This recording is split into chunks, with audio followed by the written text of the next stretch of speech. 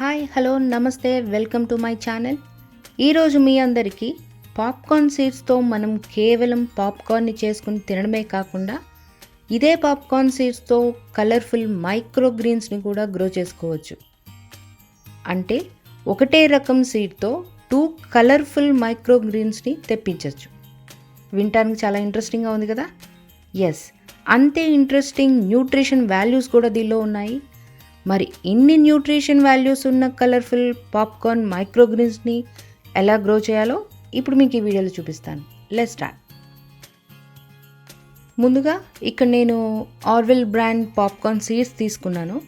బ్రాండ్తో సంబంధం లేదు, ఏ బ్రాండ్ అయినా తీసుకోవచ్చు. ఇప్పుడు ఈ పాప్కార్న్ సీడ్స్ని కొన్ని ఒక బౌల్లో వేసుకుందాం. అండ్ దీనిలో వాటర్ పోసుకుని ఒక ఓవర్ నైట్ నానబెట్టుకుని ఉండాలి.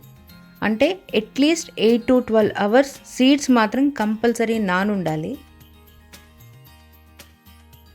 అండ్ నెక్స్ట్ ఇక్కడ నేను పేపర్ ప్లేట్స్ తీసుకున్నాను. అండ్ వాటర్ డ్రైన్ కోసం కింద హోల్స్ పెట్టుకోవాలి.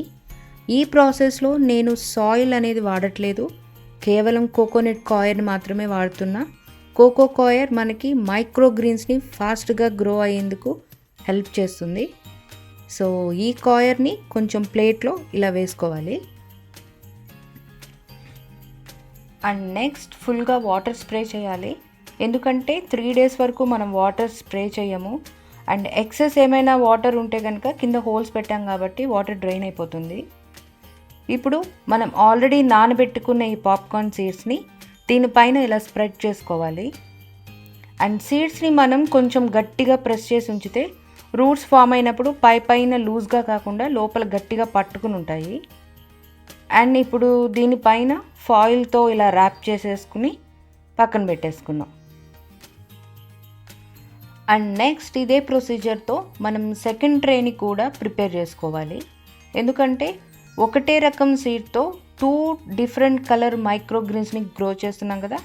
అంటే సీడ్ మాత్రం సేమే కానీ గ్రో చేసే ప్రాసెస్ ఈజ్ డిఫరెంట్. సో ఇప్పుడు ఈ ప్లేట్ని కూడా ఫాయిల్తో ఇలా ర్యాప్ చేసుకుని దీనిపైన ఏదైనా స్టీల్ బేసన్ కానీ ఏదైనా కొంచెం హైట్ ఉన్న ప్లాస్టిక్ డోమ్ కానీ ఏదైనా ఉంటే దీన్ని ఇలా రివర్స్గా బోర్లించుకోవాలి. దీన్ని బ్లాక్అవుట్ పీరియడ్ అంటారు. అంటే మైక్రోగ్రీన్స్ అసలు లైట్ లేకుండా గ్రో అవుతాయి. సో ఇప్పుడు ఈ రెండింటిని కూడా ఒక 3 days ఇలా ఉంచేసుకుందాము. సీడ్స్ ఫస్ట్ జర్మినేట్ అవ్వాలి. సో నెక్స్ట్ 3 days కల్లా అన్నీ కూడా జర్మినేట్ అయ్యాయి. కొన్ని ఆల్రెడీ కూడా మొక్కలు వచ్చేసాయి. సో ఈ ట్రే మనకి గ్రీన్ కలర్లో వచ్చింది, లైట్ ఉంది కాబట్టి.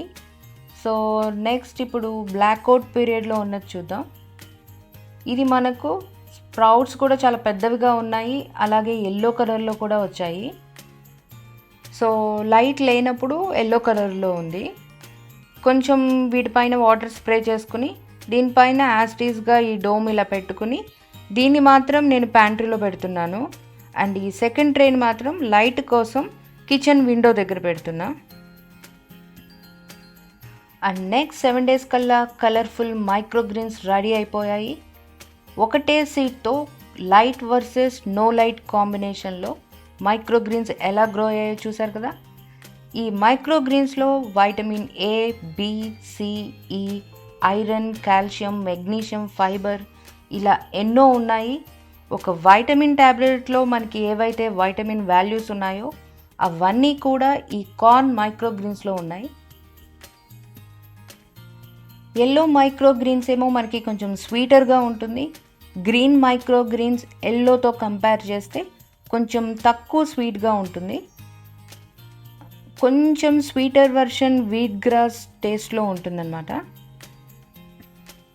సో ఈ 2 వెరైటీస్ కూడా న్యూట్రిషన్ వాల్యూస్ హై లెవెల్లోనే ఉన్నాయి.